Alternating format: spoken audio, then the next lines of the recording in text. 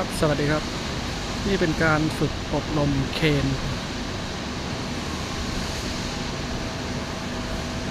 นี่คือคนบอกสัญญาณ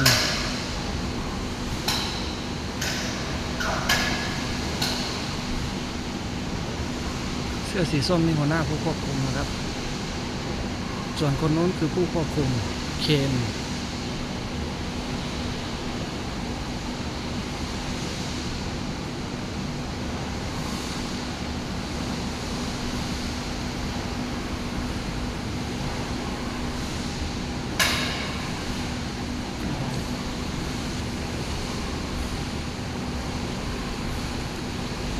เมื่อคนหนึ่งเสร็จแล้วต้องสับเปลี่ยนกันให้คนหนึ่งบอกสัญญาณให้คนหนึ่งเป็นคนผู้ควบคุม